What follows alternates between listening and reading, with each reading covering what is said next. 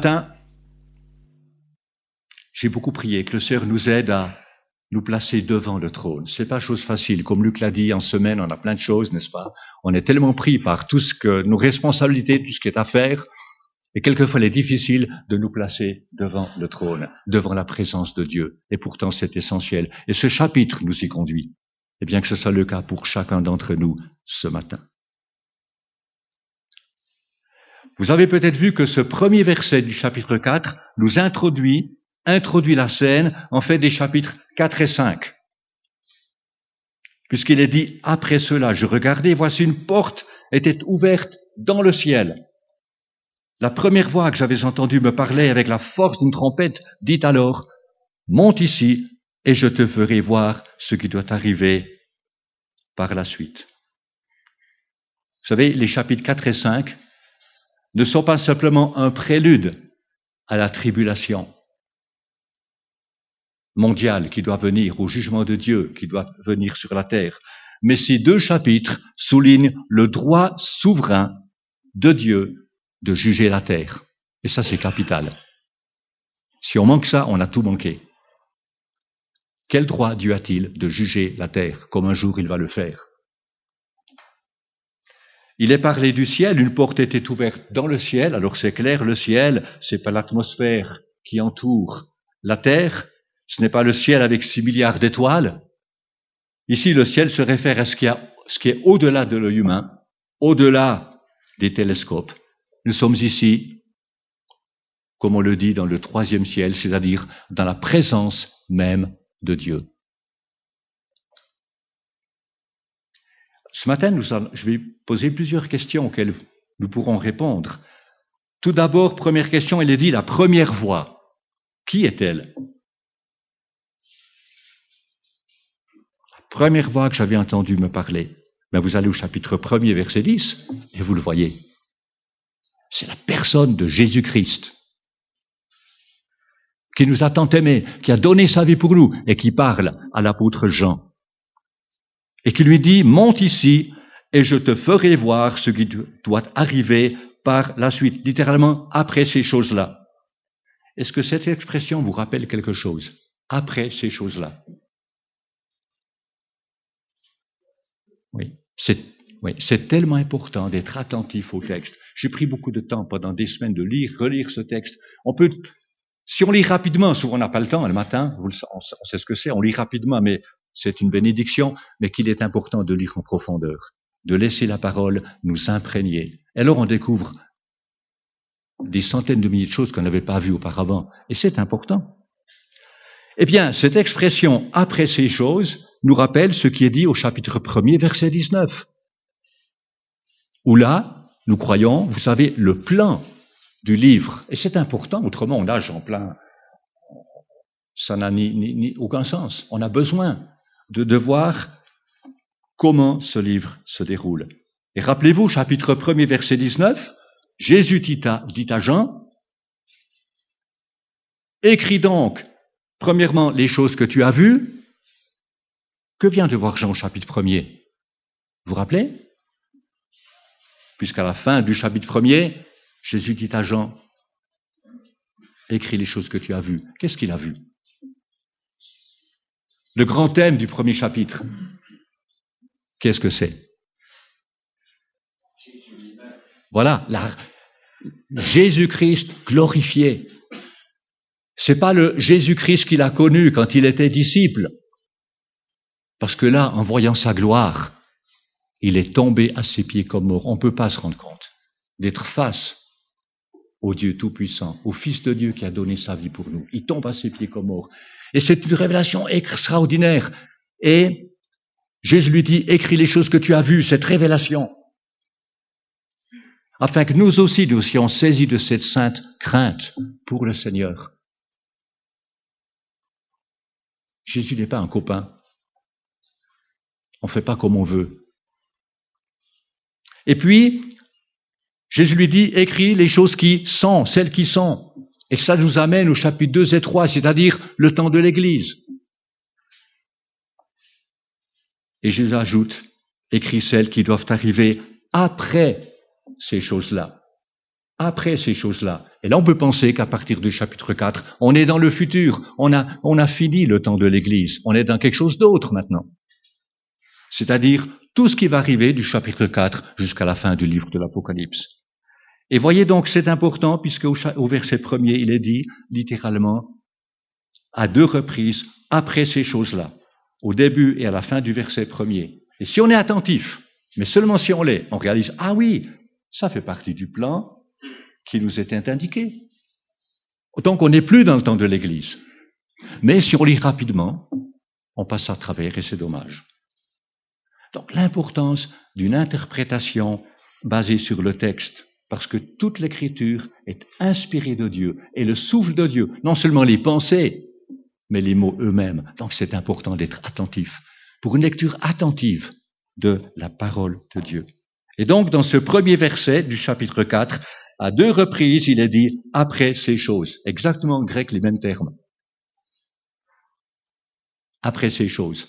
Donc clairement, celui qui lit attentivement dit « Ah, chapitre 1er ». Verset 19. Une autre question. Pourquoi de nombreux chrétiens croient-ils que l'Église ne sera pas sur la terre durant ce temps de la tribulation mondiale? Eh bien, premièrement, chapitre 1er, verset 19, le plan, après ces choses, si on est logique, on voit que c'est après le temps de l'Église, puisque le livre est composé de 3 parties, écrit les choses qui sont, ce que tu as vu, les choses qui sont, et ce qui doit arriver après ces choses-là. Donc là, semble-t-il, on est déjà après ces choses-là, après le temps de l'Église. On peut penser aussi à la promesse faite à l'Église de Philadelphie, rappelez-vous. Je te garderai de quoi? De l'heure. J'y fais tant long, développement, j'espère que vous n'êtes pas fatigué de cela, mais je pense que c'est important les termes. Je te garderai de l'heure de la tribulation. Et si on prend la version Tob, je te garderai de l'heure de l'épreuve qui va venir sur l'humanité entière et mettre à l'épreuve les habitants de la terre. Là, on parle d'une tribulation qui n'est pas, comme de nos jours, sur certaines personnes, par exemple des chrétiens qui sont persécutés en certaines époques. En Suisse, on vit tranquille. Là, on parle d'une tribulation qui sera sur tous les habitants de la terre pendant un temps déterminé. Personne n'échappera. Ça n'a jamais été, ça n'a jamais eu lieu. Donc cette tribulation est encore à venir. Et Jésus promet à l'Église, je te garderai hors de l'heure, hors de ce temps.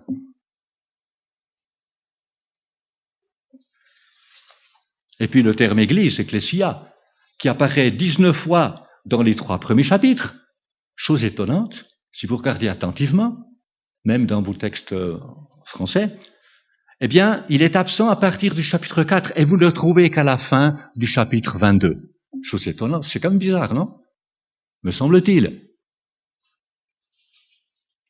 Mais si vous êtes attentif à l'Apocalypse, peut-être vous rappelez, quand Jésus dit, si quelqu'un a des oreilles, qu'il entende ce que l'Esprit dit aux églises, 7 fois vous l'avez, chapitre 2 et 3.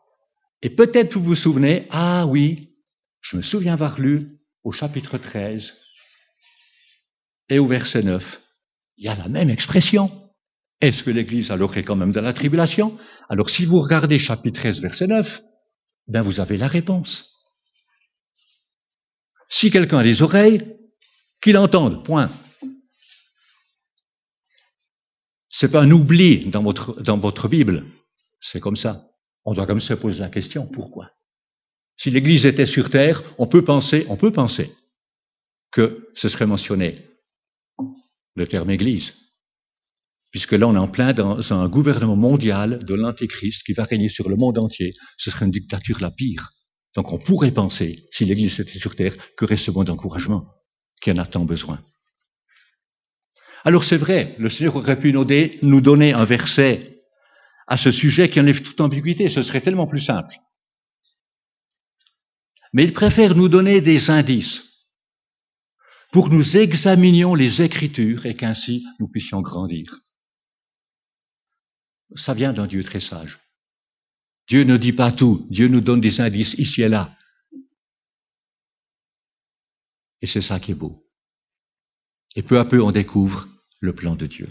Mon but ici, vous l'aurez compris, n'est pas de vous convaincre, c'est pas du tout mon but, mais plutôt de nous aider à être attentifs à l'Écriture, parce que la parole de Dieu, elle est tout simplement extraordinaire. Mais nous arrivons donc à ce premier point, les versets 2 et 3. Un trône dans le ciel. Aussitôt, je fus saisi par l'Esprit, et voici, il y avait un trône dans le ciel, et sur ce trône, quelqu'un était assis. Celui qui était assis avait l'aspect d'une pierre de jaspe et de sardoine, et le trône était entouré d'un arc-en-ciel semblable à de l'émeraude. Jean, donc, est saisi en esprit au ciel, son corps est resté donc dans l'île de Patmos. Que voit-il? Un trône. Et quelqu'un assis sur le trône. Comment décrit-il celui qui est assis sur le trône? De manière très sobre. Il décrit en termes de couleur. Il part d'une pierre de jaspe. La jaspe est une pierre précieuse, claire comme du cristal. Aujourd'hui, on parlerait de diamant. Et puis, il parle aussi de pierre de sardoine au niveau de la couleur, c'est-à-dire comme un rubis, un rouge vif. En outre, il y a un arc-en-ciel qui entoure le trône, semblable à de l'émeraude, donc couleur verte. Peut-être cet arc-en-ciel est un rappel de la fidélité de Dieu. Qui est la personne sur le trône, pensez-vous? Dieu le Père.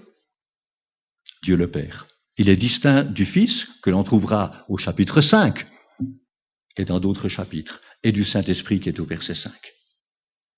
Ainsi, c'est magnifique parce que l'Esprit de Dieu a conduit Jean à ne donner aucune description de Dieu, si ce n'est un ensemble de couleurs pour souligner la gloire de Dieu.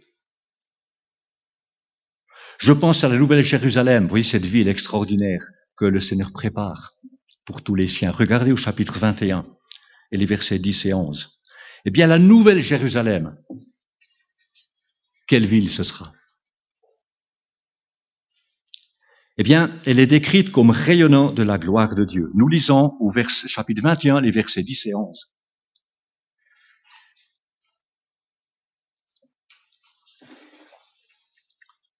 Il me transporta en esprit sur une grande et haute montagne et me montra la ville sainte, la Jérusalem, qui descendait du ciel d'auprès de Dieu. Elle rayonnait de la gloire de Dieu. Son éclat ressemblait à celui d'une pierre très précieuse, d'une pierre de jaspe, transparente, comme du cristal. Ce sera merveilleux, magnifique. En fait, ce que l'apôtre Jean voit, c'est la démonstration de la gloire de Dieu. Peut-être ça vous rappelle Paul quand il dit dans Timothée 6, parlant de Dieu, il est le seul à posséder l'immortalité. Lui qui habite une lumière inaccessible et qu'aucun homme n'a vu ni ne peut voir. À lui soit l'honneur et la puissance éternelle. Amen. On ne peut que être saisi par la gloire de Dieu, du Dieu trois fois saint. Donc ces descriptions du trône de Dieu et de la personne assise sur le trône soulignent la parfaite souveraineté de Dieu. Il est souverain sur tout ce qui se passe dans l'univers et bien sûr sur cette terre. C'est lui qui tient le volant. Le quartier général de l'univers ou de la terre se trouve au ciel. Il n'est ni à Bruxelles, ni à Paris, ni à Londres, ni à Washington, ni à Pékin, ni nulle part ailleurs. Dieu est souverain. Et pour nous, c'est une grande paix. Dieu est souverain.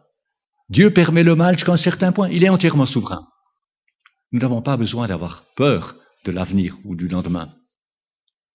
Dieu contient toutes choses. Nous pouvons relever la tête et louer celui qui règne au siècle des siècles. Mais nous passons au point 2. Nous avons vu un trône dans le ciel, et maintenant nous voyons qu'est-ce qui se passe autour du trône. Et c'est le verset 4. Autour du trône se trouvaient 24 trônes, et sur ces trônes, 24 anciens étaient assis. Ils étaient habillés de vêtements blancs et portaient des couronnes d'or sur la tête. Alors qu'est-ce que voit Jean ensuite? Il voit 24 trônes qui sont autour du trône. Et sur ces trônes, 24 anciens. Ce terme ancien, presbytéros, c'est soit des personnes d'un certain âge, ou alors ça définit les responsables de l'église locale. Eh bien, ils sont décrits comme habillés de vêtements blancs avec une couronne sur la tête. La Bible n'identifie pas les 24 anciens. Certains pensent qu'ils représentent l'Église donc qui a été enlevée, qui est maintenant auprès du Seigneur, devant le trône.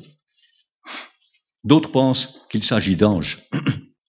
Alors, si on réfléchit, ce qui est quand même important, puisque ces anciens sont assis sur des trônes, qu'ils sont vêtus d'habits blancs, qu'ils portent une couronne, c'est le même terme que le Seigneur accordera au niveau des récompenses pour les chrétiens, il me semble plus probable qu'ils représentent l'Église, parce que des couronnes n'ont jamais été promises aux anges.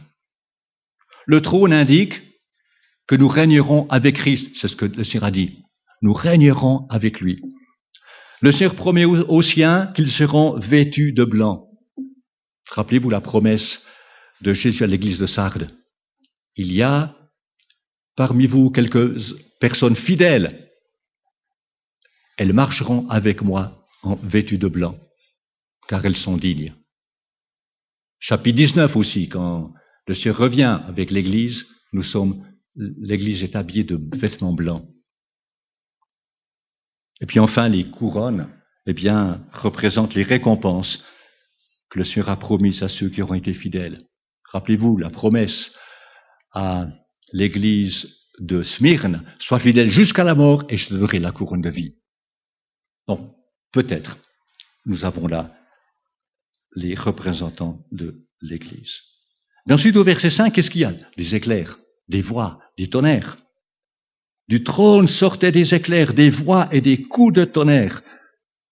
Comme on le sait, les éclairs, le tonnerre précèdent l'orage et certains orages peuvent être dévastateurs. Eh bien, tout cela annonce le jugement de Dieu sur la terre. Le tonnerre est mentionné 8 fois dans l'Apocalypse. Est-ce que vous avez remarqué, le trône est devenu un trône de jugement.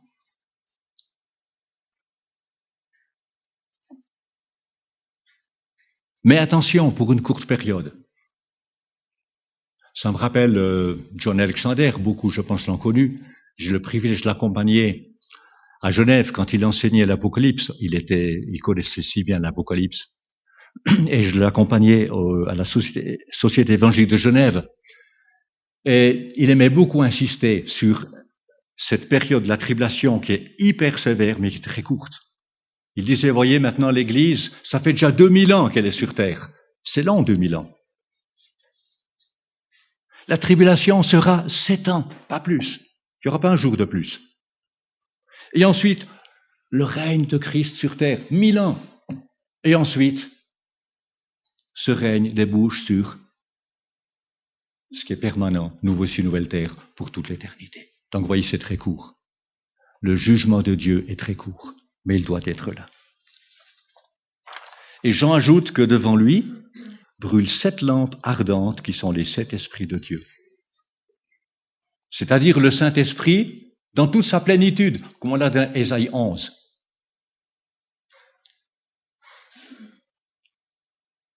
C'est vrai que le Saint-Esprit n'est pas visible à l'œil nu.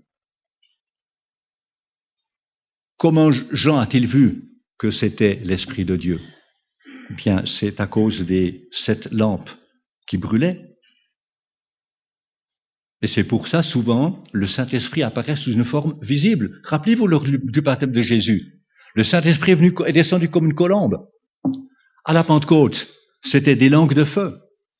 Ici, 7 lampes ardentes. C'est là que nous voyons que l'Esprit de Dieu, il est là, dans toute sa plénitude.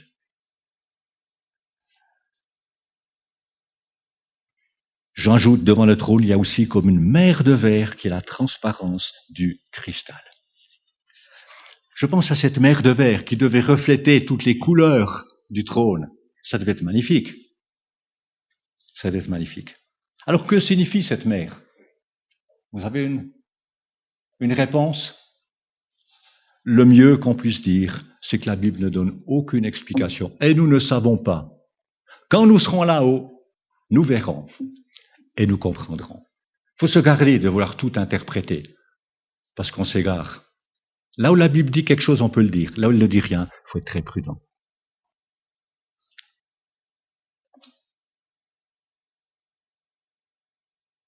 Donc, vous voyez, il y a plusieurs éléments mentionnés dans le ciel.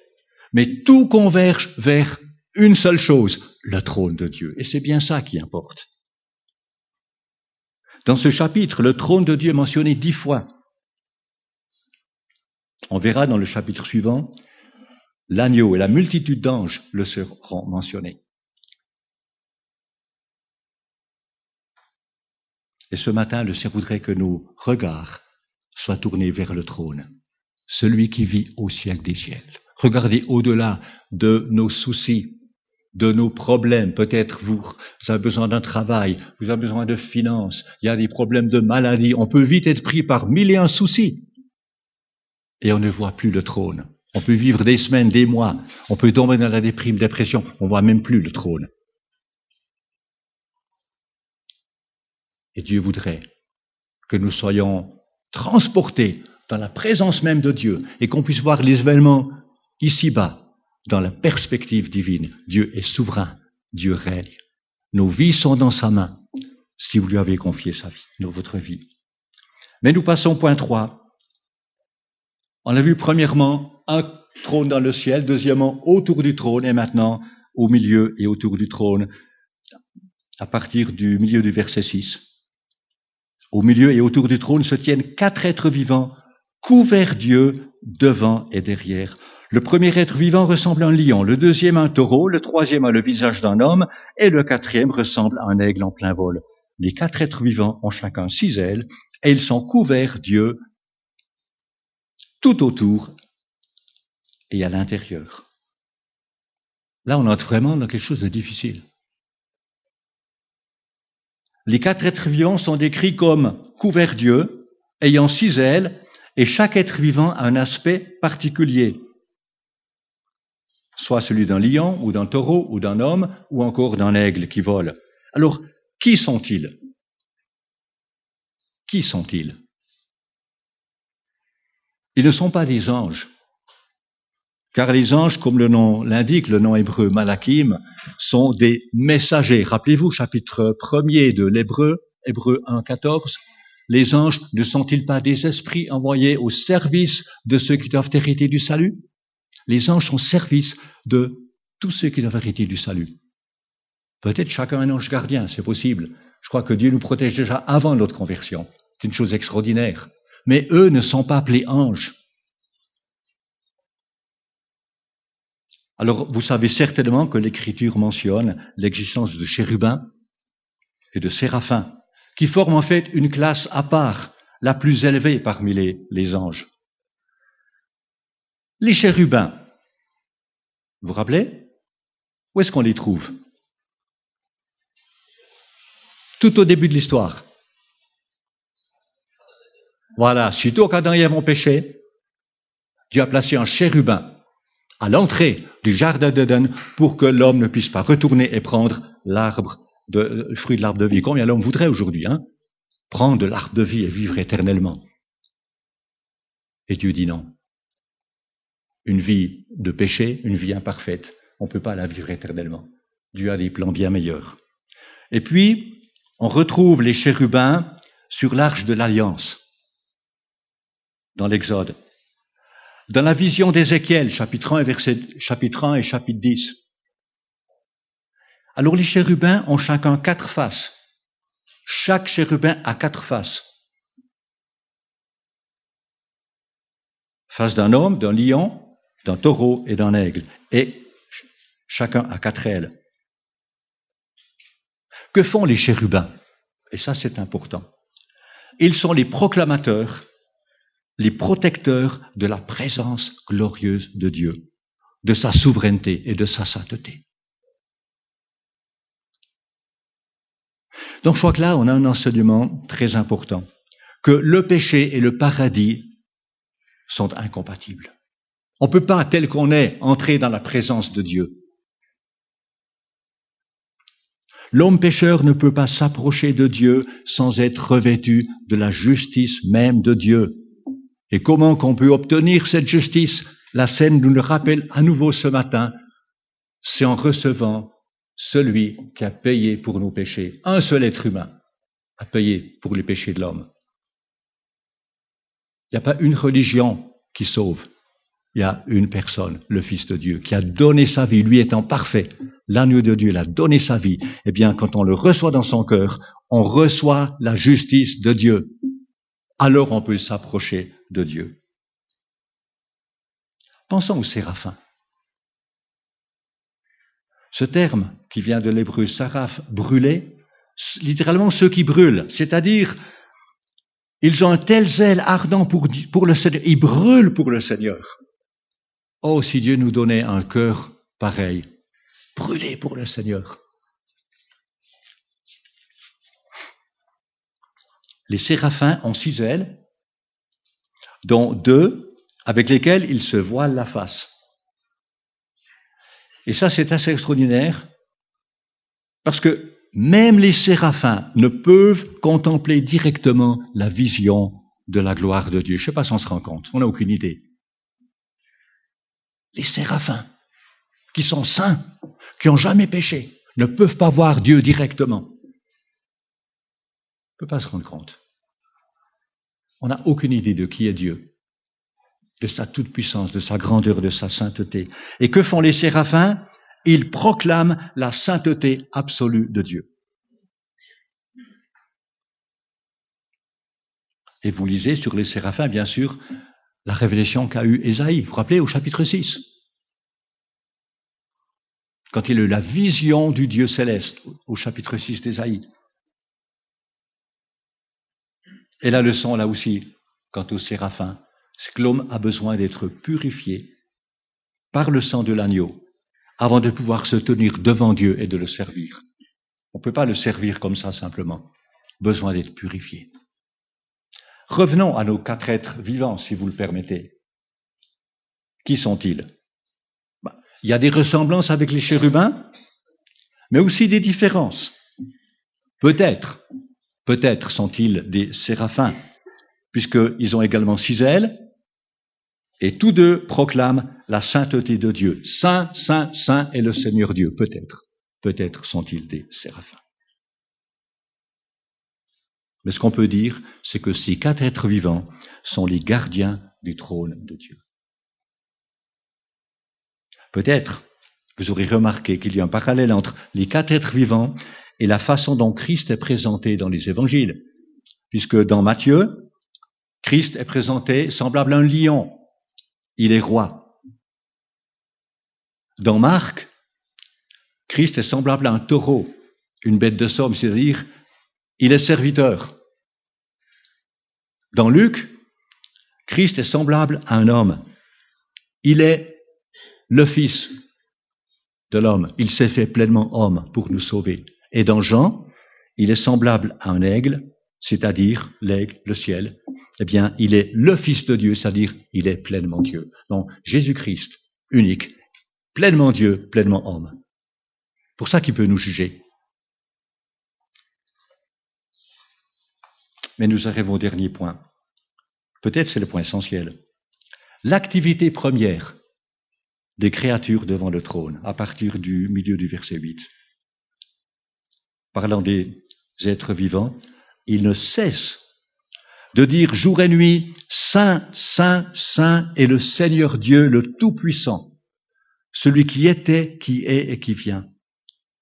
Chaque fois que les êtres vivants donnent gloire, honneur et reconnaissance à celui qui est assis sur le trône, à celui qui vit au siècle des siècles, les 24 anciens se prosternent devant celui qui est assis sur le trône, adorent celui qui vit au siècle des siècles et déposent leur couronne devant le trône en disant « Tu es digne, notre Seigneur et notre Dieu, de recevoir la gloire, l'honneur et la puissance, car tu as créé toutes choses et c'est par ta volonté qu'elles existent, qu'elles ont été créées et qu'elles existent. »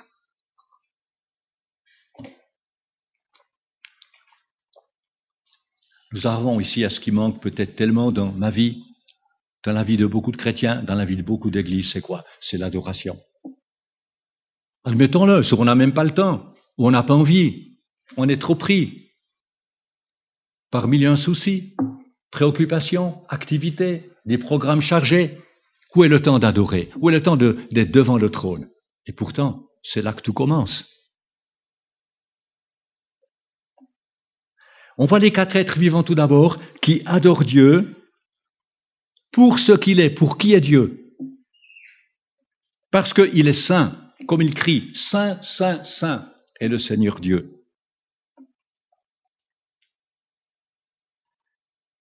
Et cela nous rappelle bien sûr le prophète Ésaïe, dans Ésaïe au chapitre 6.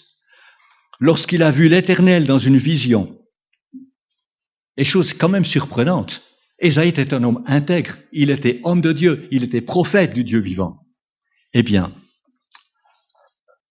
quand il a vu cette vision de Dieu, du Dieu 3 fois saint, il s'est vu comme impur. Qu'est-ce qu'il a dit? Malheur à moi, car je suis un homme impur, dont les lèvres sont impures, qui vit au milieu d'un peuple dont les lèvres sont impures. Et mes yeux ont vu le roi de gloire. Terrible. Quelle est notre vocation en tant que chrétien? Quel est notre appel? L'apôtre Pierre le dit dans sa première épître, au premier chapitre. Puisque celui qui vous appelait est saint, vous aussi soyez saints dans toute votre conduite. Voilà notre appel. En effet, il est écrit, vous serez saints, car moi je suis saint. Soyez saints dans toute notre conduite. Qu'est-ce que nous aide dans toute notre conduite? Dans tout ce qu'on fait, tout ce qu'on dit, tout ce qu'on regarde. La sainteté. Voyons ça pas comme quelque chose de négatif. Ah, la sainteté. Il faut dire non à ci, il faut dire non à ça. Mais quelque chose de positif. Dieu qui est lumière. Dieu qui est vie. C'est ça la sainteté. C'est tout ce qui est beau et saint. Donc il est saint. Mais aussi, les 4 événements proclament qu'il est le Tout-Puissant. C'est-à-dire son autorité, elle est totale. On n'a aucune idée de la puissance de Dieu. Aucune idée. Mais un jour, Jésus va démontrer sa toute-puissance sur la terre quand les jugements s'abattront. Peut-être ce matin, vous sentez faible, à bout. Ça vous arrive? Ou ce n'est qu'à moi que ça arrive? Que vous êtes fatigué? Ça nous arrive, non, des fois. On n'a pas le moral, hein? On est fatigué, on est un peu... Alors, prenez courage. Ésaïe 40, verset 29 dit, parlant de Dieu, il donne de la force à celui qui est fatigué et il multiplie les ressources de celui qui est à bout. Dieu le fait parce qu'il est le Tout-Puissant. Lui ne se fatigue pas, il n'est pas un homme. Et Dieu veut nous fortifier. Ça ne veut pas dire qu'on ne doit pas prendre de vacances ou de repos, hein, mais Dieu est là pour nous fortifier. Et puis, les êtres vivants, les 4 vivants proclament que Dieu est éternel. Il est celui qui était, qui est et qui vient.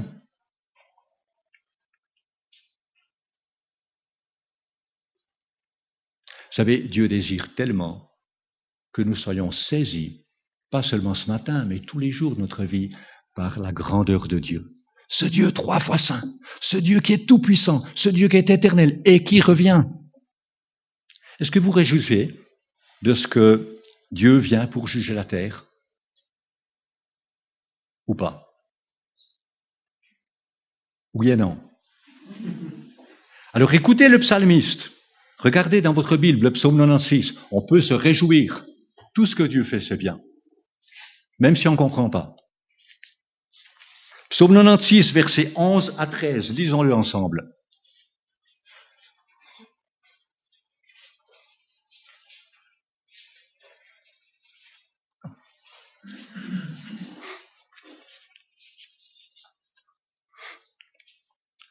Que le ciel se réjouisse, que la terre soit dans l'allégresse, que la mer retentisse avec tout ce qu'elle contient, que la campagne et tout ce qui s'y trouve soient en fête, que tous les arbres des forêts poussent des cris de joie devant l'Éternel, car il vient, oui, il vient pour juger la terre, il jugera le monde avec justice et les peuples suivant sa fidélité.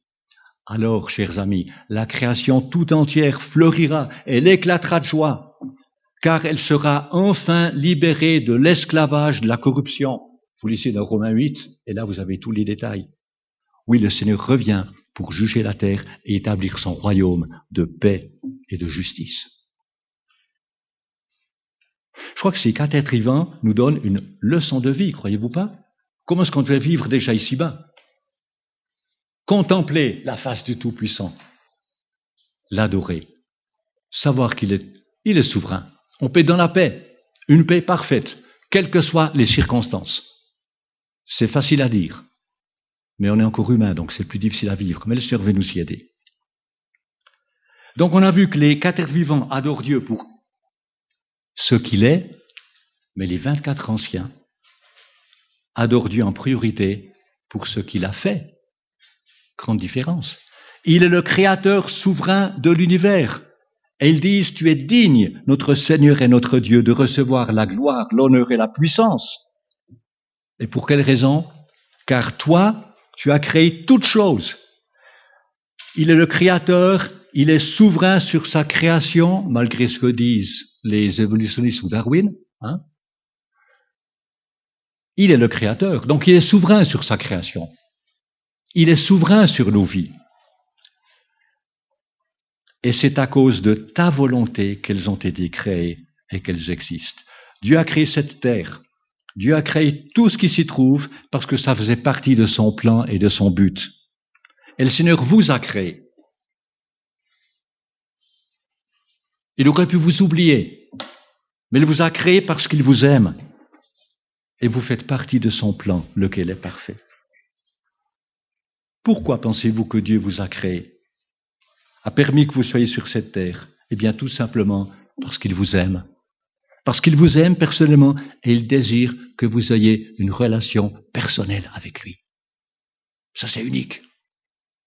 Je ne peux pas m'imaginer ce Dieu si grand, si infini, qui désire avoir une relation avec moi, qui suis né dans le péché et qui ne fait que pécher. Je ne peux pas comprendre. Ça nous dépasse entièrement, l'amour de Dieu. Autant Dieu est saint, autant il est amour. Et le Seigneur a un plan pour vous et moi, non seulement pour notre vie ci-bas, mais pour toute l'éternité. Il désire qu'on passe l'éternité avec lui. De nouveaux cieux, de nouveaux ciels, de nouvelle terre. Est-ce qu'on se rend compte ce que cela signifie? Et tout c'est nous l'offre.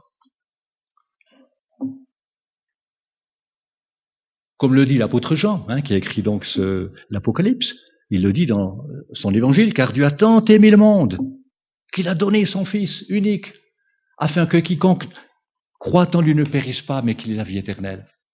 Et si ce matin, peut-être, vous n'avez jamais fait ce pas de la foi, reçu Jésus dans votre cœur, c'est l'occasion de le faire sans attendre.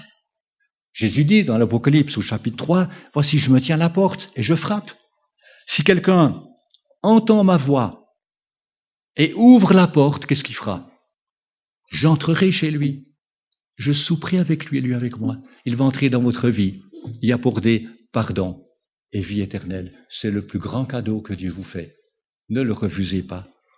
Même maintenant, vous pouvez prier, dire, Seigneur, je te demande pardon pour toutes mes fautes. Pardonne-moi, fais de moi ton enfant. Et le Seigneur le fera. Vous partez d'ici en sautant de joie. C'est tellement important tout cela. Mais il est temps de conclure. Quel est le but de l'homme? Pourquoi Dieu nous a-t-il placés sur cette terre? Pour que nous le glorifions, que nous trouvions en lui notre bonheur éternel.